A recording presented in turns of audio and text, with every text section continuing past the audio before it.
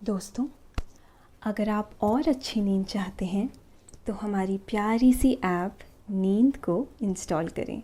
इस ऐप पर आपको एक्सक्लूसिव स्लीप स्टोरीज़ मिलेंगी और आप बिना यूट्यूब प्रीमियम के भी इन स्टोरीज़ को बैकग्राउंड में सुन सकेंगे।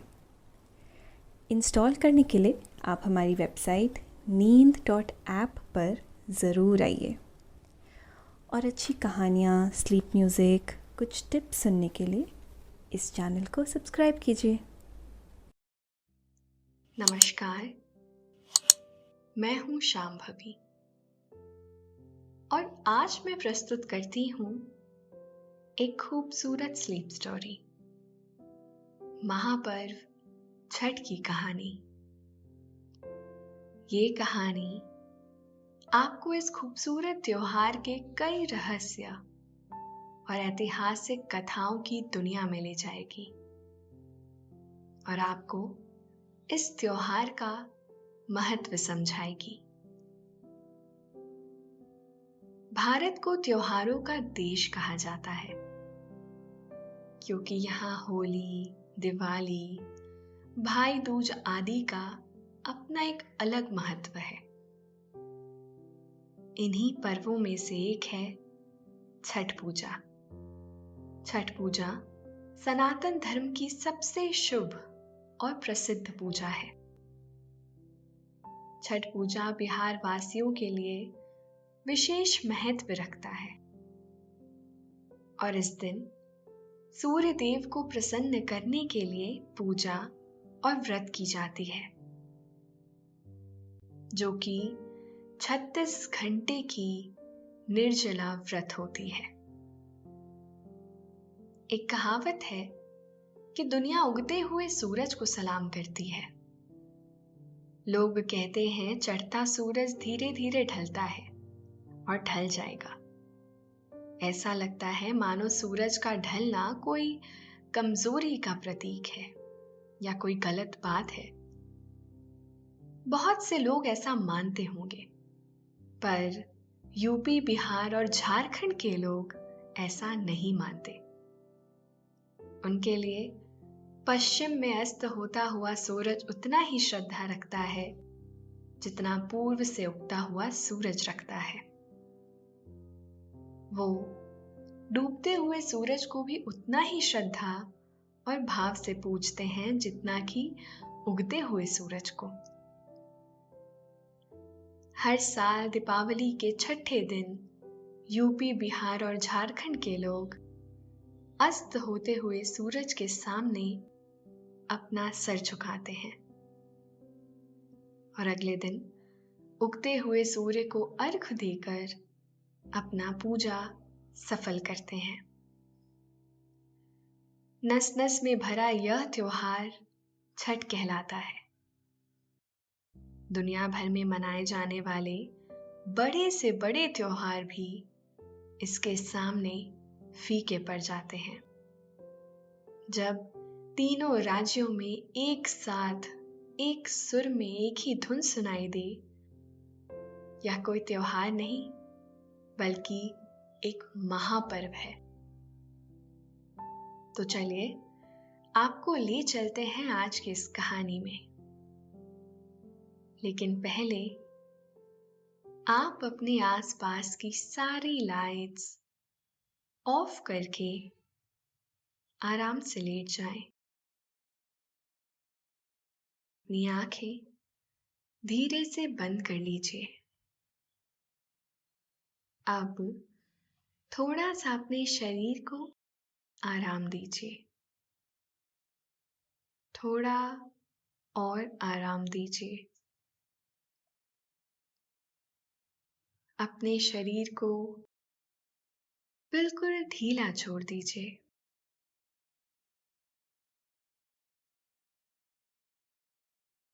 कोई टेंशन नहीं, कोई तनाव नहीं।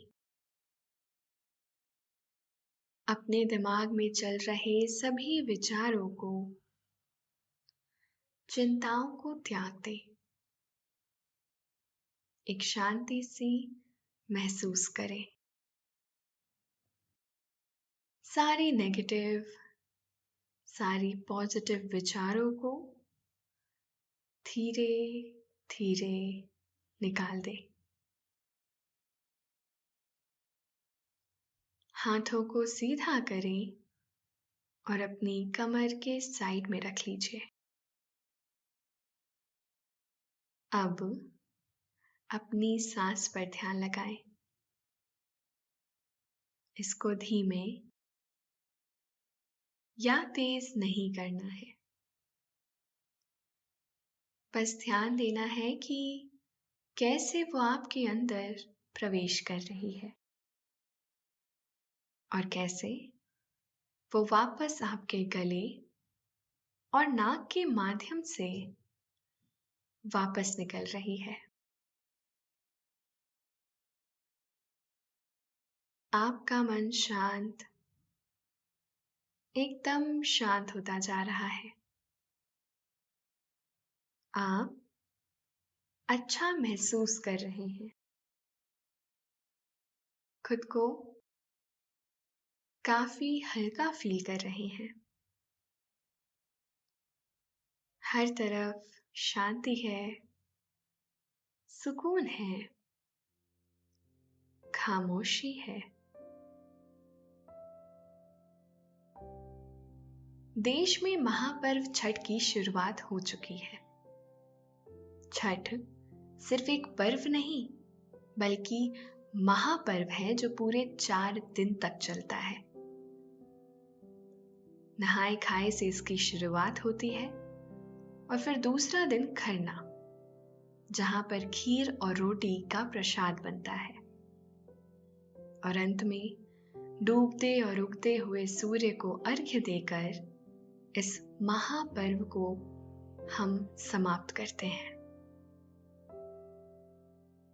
छठ पूजा में अस्ताचल सूर्य यानी डूबते हुए सूर्य को अर्घ्य दिया जाता है। मान्यता है कि सायंकाल में सूर्य देव अपनी पत्नी देवी प्रत्यूषा के साथ समय व्यतीत करते हैं। इसी कारण शाम में डूबते हुए सूर्य को अर्घ्य देकर सूर्य के साथ साथ देवी प्रत्यूषा की भी उपासना की जाती है। ऐसा करने से व्रती की मनोकामना तुरंत पूरी हो जाती है। यह भी माना जाता है कि सूर्य को अर्घ्य देने से कुंडली में सूर्य की स्थिति मजबूत होती है। छठ पूजा के अंतिम दिन उगते हुए सूर्य को अर्घ्य देने का भी विधान है। उत्तर प्रदेश, झारखंड और खासकर बिहार में मनाया जाने वाला यह पर्व अपने आप में काफी खास है। इसे पूरे देश में धूमधाम से मनाया जाता है। सूर्य देव की आराधना और संतान के सुखी जीवन की कामना के लिए समर्पित छठ पूजा हर वर्ष कार्तिक मास की शुक्ल पक्ष की षष्ठी तिथि को होती है। छठ पर्व कैसे शुरू हुआ, इसके पीछे कई ऐतिहासिक कहानियां प्रचलित हैं, जिसमें से एक कथा के अनुसार छठ पूजा के पीछे की कहानी राजा प्रियव्रत को लेकर है। कहते हैं राजा प्रियव्रत को कोई संतान नहीं थी, इसलिए उनके जीवन में वह आनंद पैदा नहीं हो पा रहा था जैसा वह अपने जीवन से चाहते थे। वह दूसरों की संतानों को देखकर हर्षित हुआ करते थे और मन ही मन यह कामना करते थे कि काश उनका भी ऐसा एक पुत्र होता। परंतु उनके कामना की पूर्ति तो एक बड़े उद्देश्य की पूर्ति के लिए सिद्ध होने वाली थी।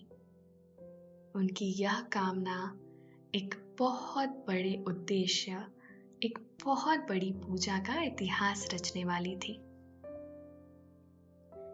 एक दिन मन ही मन राजा और रानी ने आपस में मंत्रणा करके अपनी समस्या का कोई उपाय सोचने के लिए तरह तरह के लोगों को आमंत्रित किया। तब किसी ने सलाह दी कि महर्षि कश्यप बहुत ही ज्ञानी ऋषि हैं। अगर उनसे सहायता मांगी जाए और उनसे इस समस्या का कोई निवारण पूछा जाए तो वह अवश्य ही कोई मार्ग सुझाएंगे और राजा रानी दोनों का जीवन फिर से सुखमय हो जाएगा। अगले ही सुबह राजा स्वयं महर्षि कश्यप के पास गए और वहां जाकर उनसे प्रार्थना करने लगे कि हे महर्षि, हमारे पास कोई संतान नहीं है, इसलिए कृपया करके हमारे साम्राज्य का वंश आगे बढ़ाने के लिए हमें कोई संतान प्राप्ति का उपाय बताइए, जिससे हमारे जीवन में फिर से खुशी आ सके। तब महर्षि कश्यप ने कहा कि इसका एक ही समाधान है। इसके लिए पुत्रेष्टि यज्ञ करना पड़ेगा। यह यज्ञ पुत्र प्राप्ति के लिए होता है और इससे आपको मनचाही संतान की प्राप्ति होगी। इसीलिए राजन, आप निश्चिंत होकर अपना कार्यभार संभालिए। उचित समय आने पर हम यज्ञ को संपन्न करेंगे। एक दिन शुभ मुहूर्त देख महर्षि कश्यप ने पुत्र प्राप्ति के लिए यज्ञ कराकर प्रियव्रत की पत्नी मालिनी को आहुति के लिए बनाई गई खीर दी तथा उसे उचित विधि के अनुसार सेवन करने की सलाह दी और साथ ही पुत्र प्राप्त करने का आशीर्वाद भी दिया। राजा और रानी दोनों ही अब बहुत खुश थे। उनके घर में एक नई खुशी आने वाली थी। सभी समस्याओं का समाधान होता हुआ नजर आ रहा था। अव्यय दोनों खुशी से एक दूसरे के साथ रहने लगे थे। एक दिन अचानक रानी को प्रसव पीड़ा होने लगी और उसने एक पुत्र को जन्म दिया। उन्हें पुत्र की प्राप्ति तो हुई, लेकिन वह पुत्र मृत पैदा हुआ। राजा और रानी की समस्या खत्म होने का नाम ही नहीं ले रही थी। वे दोनों फिर से चिंतित हो गए और सोचने लगे कि अब इसका क्या उपाय किया जाए। महर्षि कश्यप ने यज्ञ तो किया था, यज्ञ में हमसे कोई भूल भी नहीं हुई थी। हमने सभी बातों का हर विधि से ध्यान रखा था। ये सारी बातें सोचकर राजा और रानी दोनों ही बहुत दुखी थे। प्रियव्रत पुत्र को लेकर शमशान गए और पुत्र वियोग में प्राण त्यागने लगे। तभी अचानक से आसपास का वातावरण बदलने लगा। जोर जोर से हवाएं चलने लगी। वातावरण में एक दिव्यता छा गई थी, जैसे कोई दिव्य मूर्ति प्रकट होने वाली हो, जैसे आकाशवाणी से पहले होता है। ऐसा दिव्य और अलौकिक वातावरण देखकर प्रियव्रत की थोड़ी पीड़ा कम हो गई और उनके रोंगटे खड़े होने लगे। उसी वक्त भगवान की मानस पुत्री देवसेना प्रकट हुई।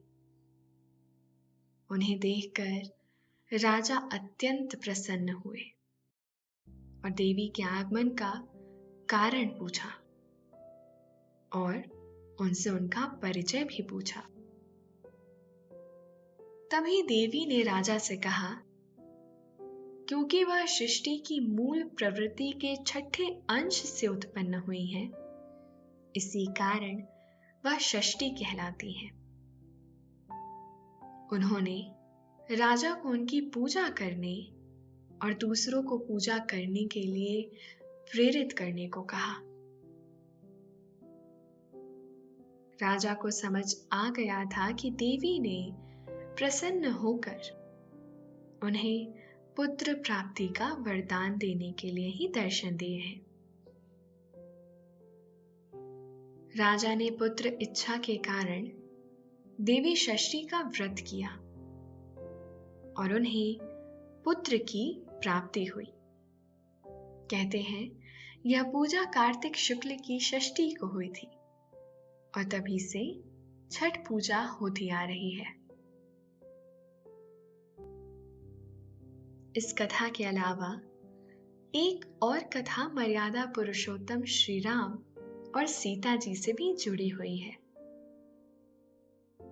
बहुत सारे पुराणों में राम जी और सीता जी के बारे में बीच बीच में सुंदर सुंदर व्याख्यान दिए गए हैं जो उनके जीवन के सुंदर दृश्य को दर्शाते हैं और भक्तों को और उनके हृदय को रोमांचित करते हैं।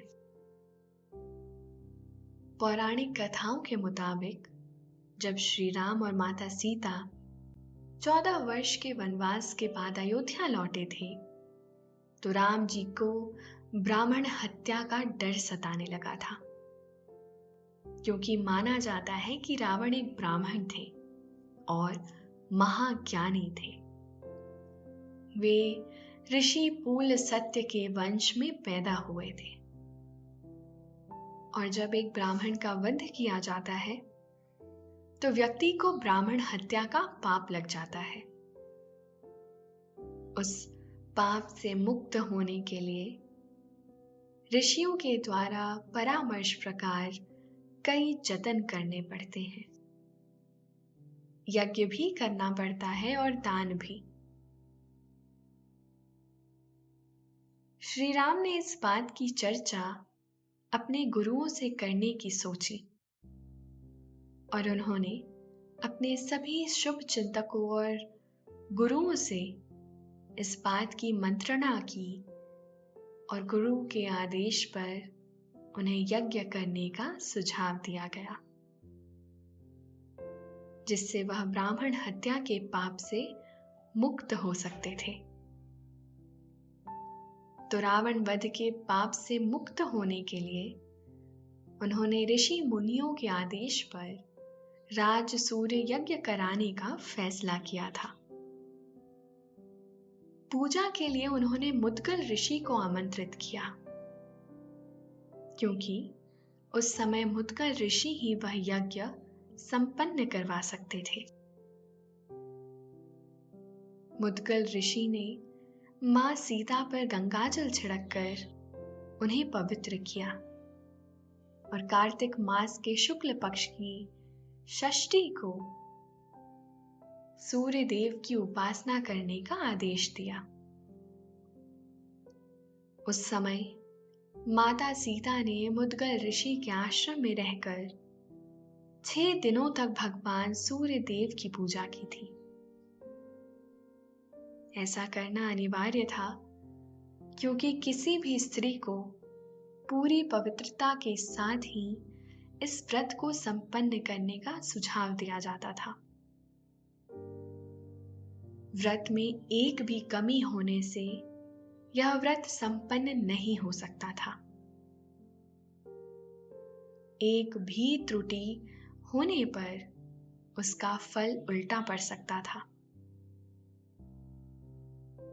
इसीलिए सभी से दूर होकर ऋषि के आश्रम में रहते हुए व्रत का संपन्न होना अनिवार्य था। इसी वजह से माता सीता ऋषि के आश्रम में ही जाकर रहने लगी थी। ऋषि मुद्गल ने माता सीता को यह व्रत संपन्न करने की पूरी विधि बताई और व्रत पूर्ण करने में उनकी सहायता भी की। उन्होंने समझाते हुए कहा कि हे पुत्री, यह व्रत सभी मनोकामनाएं पूर्ण करने वाला है। अच्छे और योग्य पुत्रों की प्राप्ति के लिए यह यज्ञ अत्यंत महत्वपूर्ण है। उसी दौरान माता सीता ने यह व्रत कर भगवान राम के ब्राह्मण हत्या के लिए पश्चाताप किया था। एक और मान्यता के अनुसार छठ पर्व की शुरुआत महाभारत काल में भी हुई थी। इसकी शुरुआत सबसे पहले सूर्यपुत्र कर्ण ने सूर्य की पूजा करके की थी। कर्ण भगवान सूर्य के पुत्र एवं परम भक्त थे। वह रोज घंटों कमर तक पानी में खड़े होकर सूर्य को अर्घ्य देते थे और सूर्य भगवान की कृपा से ही वह महान योद्धा बने थे। आज भी छठ में अर्घ्य दान की यही परंपरा प्रचलित है। महारथी कर्ण भगवान सूर्य के पुत्र माने जाते हैं, क्योंकि माता कुंती को सूर्य देव ने विवाह से पहले ही एक पुत्र दे दिया था, जिस कारण लोक लाज से बचने के लिए कुंती ने उन्हें नदी में प्रवाहित कर दिया था।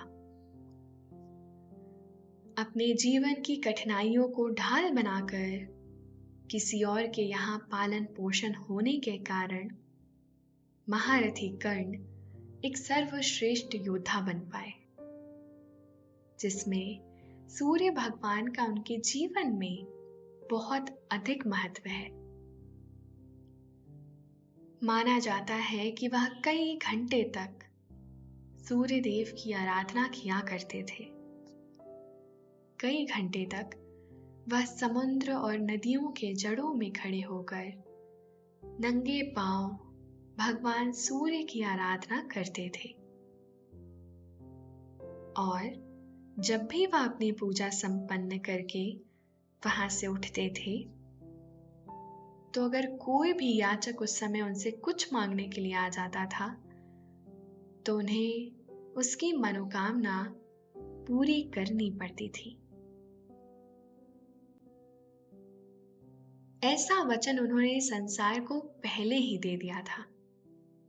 इसीलिए वह दानवीर कर्ण कहलाए जाते थे। कभी कोई व्यक्ति उनसे बहुत सारा स्वर्ण दान में मांग कर ले जाता, तो कभी कोई हाथी घोड़े भी मांग कर ले जाता था। अपने इसी स्वभाव के कारण वह विश्व में दानवीर कर्ण के नाम से विख्यात हो गए। भगवान सूर्य की ऐसी कृपा थी कि उन्हें अपने आप ही वह धन प्राप्त हो जाता था। जैसे ही वह रणभूमि में उतरते थे, वह घंटे तक भगवान सूर्य की ऐसे ही पूजा करके रणभूमि में जाते थे, जिससे उन्हें अतुलित बल की प्राप्ति होती थी। तथा माना जाता है कि भगवान सूर्य की ऐसी व्रत और पूजा करने के कारण ही उनके कवच और कुंडल में दिव्य शक्तियां विराजमान होती थी, जिन्हें कोई भी भेद नहीं सकता था। तभी से सूर्य देव को अर्घ्य देने की ऐसी प्रक्रिया चलती आ रही है, जिससे हमारे शरीर को बल की प्राप्ति होती है।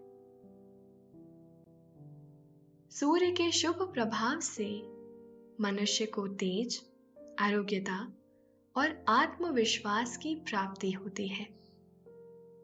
सूर्य के प्रकाश में अनेक रोगों को नष्ट करने की क्षमता होती है। वैदिक ज्योतिष में सूर्य ग्रह को आत्मा, पिता, पूर्वज, सम्मान और उच्च सरकारी सेवा का कारक कहा गया है। सांस्कृतिक रूप से छठ पर्व की सबसे बड़ी विशेषता यही है कि इस पर्व को लेकर सादगी, पवित्रता और प्रकृति के प्रति प्रेम। हमारे व्रत और त्योहारों में कितना सूक्ष्म विज्ञान छुपा हुआ है, यह आज के समय में हम नहीं समझ पाते हैं। हमारी हर प्राचीन परंपरा के पीछे कुछ ना कुछ विज्ञान छुपा हुआ है, जो हमारे ऋषि मुनियों ने अनेक अनुसंधान करके प्राप्त किया था। मानव जाति की भलाई के लिए उन्होंने अनेकों अनुसंधान किया और उनसे निकले हुए निष्कर्ष को वह एक परंपरा के रूप में मान्यता दे देते थे, जिससे वह सदियों सालों तक चलती थी और मनुष्य के व्यवहार में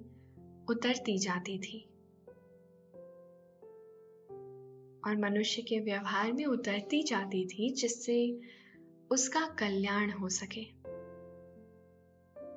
प्रणाम है ऐसे ऋषियों को और उनकी परंपरा को, जिन्होंने हमें विज्ञान से भरपूर ऐसे त्योहार और खूबसूरत पर्व दिए। आगे चलकर यह विज्ञान परंपरा का रूप ले लेता है और लोगों को उनकी मनचाही फल की प्राप्ति हो जाती है। जो भी व्यक्ति पूरी श्रद्धा से ऐसे व्रत का पालन करता है, उसको जो चाहिए वह अपने आप ही मिल जाता है।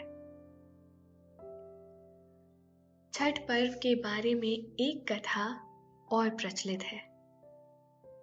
इस कथा के मुताबिक जब पांडव अपना सारा राजपाट जुए में हार गए और वह बहुत दुखी रहने लगे थे, उन्हें कई वर्षों का वनवास भी मिला था। वहां रहते हुए उन्होंने अनेकों ऋषि मुनियों की सेवा करी तथा उनसे तरह तरह का ज्ञान प्राप्त किया। वह अपने आप को आने वाले युद्ध के लिए तैयार कर रहे थे और राजा युधिष्ठिर ने सभी लोगों से चर्चा करके यह परामर्श प्राप्त किया कि किस प्रकार उनका यह दुख कम किया जा सके, किस प्रकार वह कोई पूजा या अनुष्ठान करके अपने भाग्य को बदल पाए और देवताओं की विशेष कृपा प्राप्त कर पाए। तभी किसी महात्मा ने उन्हें यह बताया कि तुम यदि सूर्य भगवान के इस व्रत को करते हो, जो छठ मैया का व्रत कहा जाता है, तो तुम्हें सभी मनोकामनाओं की प्राप्ति होगी और तुम्हारे सारे दुख दूर हो जाएंगे। द्रौपदी ने छठ व्रत रखा था। इस व्रत से उनकी मनोकामना पूरी हुई और पांडवों को अपना राजपाट वापस मिल गया था। लोक परंपरा के मुताबिक सूर्य देव और छठी मैया का संबंध भाई बहन का है। इसीलिए छठ के मौके पर सूर्य की आराधना फलदायी मानी गई है। सूर्य ज्ञान के देवता हैं। उनका प्रकाश हमें ज्ञान प्रदान करता है।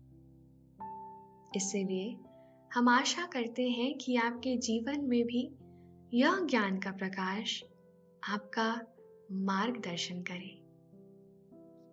तो दोस्तों, ये थी कहानी महापर्व छठ की।